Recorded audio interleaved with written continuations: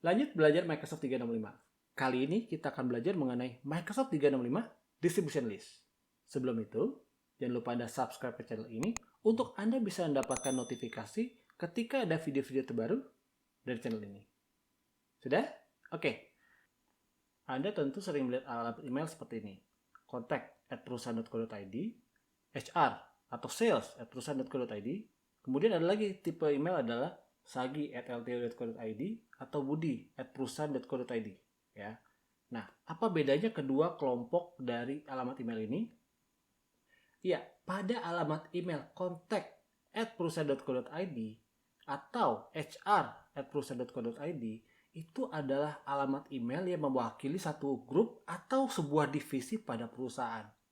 Beda halnya dengan sagi@lto.co.id atau misalkan budi@perusahaan.co.id, ini adalah email yang mewakili personal atau user dari sebuah perusahaan.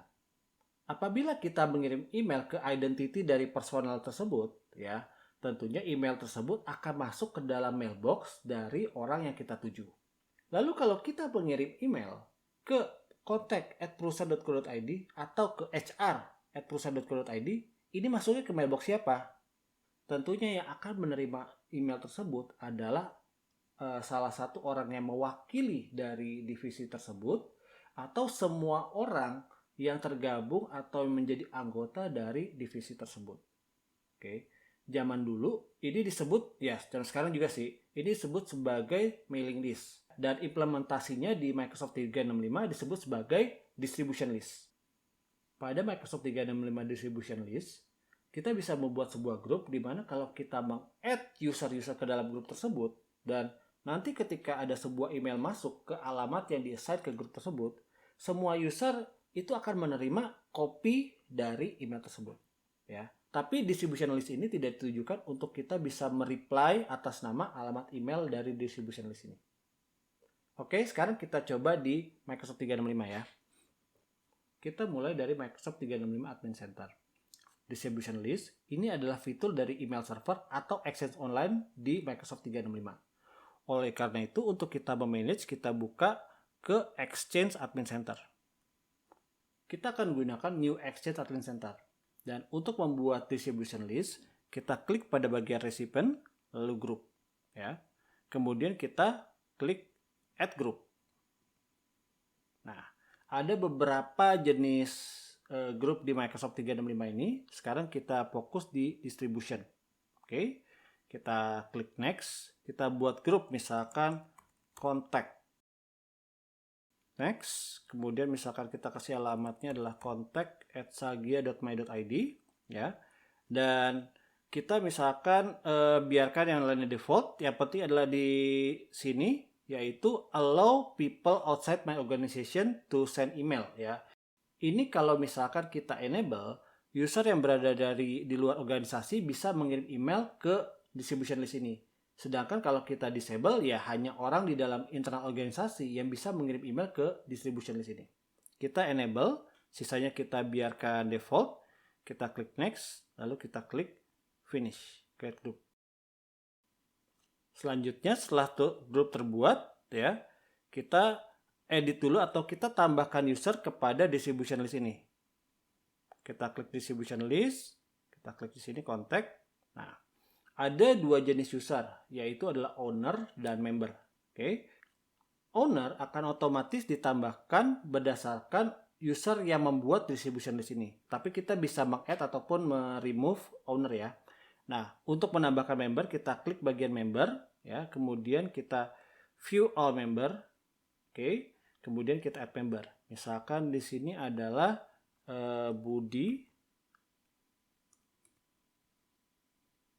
dan Iwan. Oke, kita add. Oke, kita sudah selesai membuat distribution list yang mana kita sudah add juga owner dan member dari distribution list ini. Selanjutnya kita lihat bagaimana experience user mengirim email ke distribution list. Saya akan menggunakan Gmail untuk mengirim ke distribution list, ya. Di sini misalkan tadi contact@sagia.my.id. Oke. Kemudian kita subjeknya adalah tes dan juga adalah tes. Oke. Kita kirim send. Nah, sekarang kita lihat bagaimana hasilnya di mailbox dari masing-masing member dari distribution list.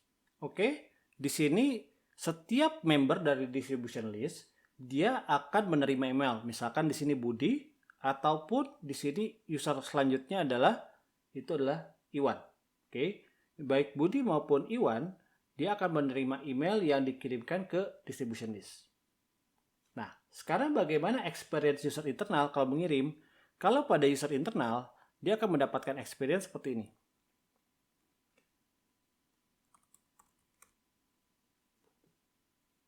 Nah, user contact, dia sudah berada dalam internal directory dari Microsoft 365, ya, sehingga kita bisa mendapatkan autocomplete, ya, dan kalau kita kirim sama, ya.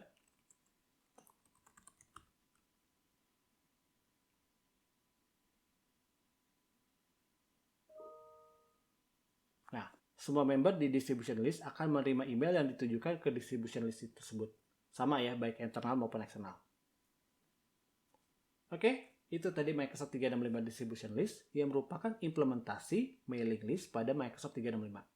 Kita bisa membuat sebuah alamat email, dan apabila ada email masuk ke alamat email tersebut, kopi dari email ini akan didistribusikan kepada member-member dari distribution list. Untuk sekarang itu dulu,